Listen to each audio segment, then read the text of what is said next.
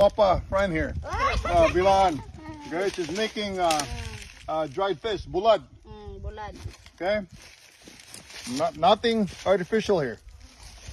Look at this. It's amazing. It's my favorite. Well, it's not my favorite food. It's kind of salty, but look at the head. Okay. Oh, it's crunchy. Very crunchy.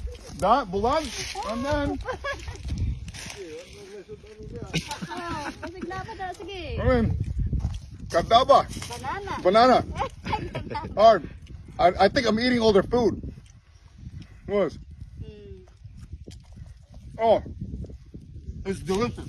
Look at the life this guy they have here. Look at this guy here. This guy's like the king. He doesn't have to work. This is Prince Matotom. Unsa man ni mo yung typical nga kanang paniud to. Oh, mauna ni sir.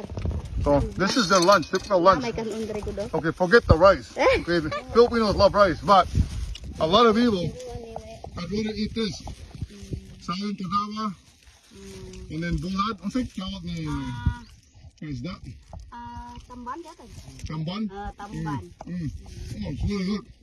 And then look, they know how to eat. Pipino. Pipino. Yeah. That's why their skin is so. Suka. And then vinegar, suka. Suka. Yeah. So salamat kayo. Yes, okay.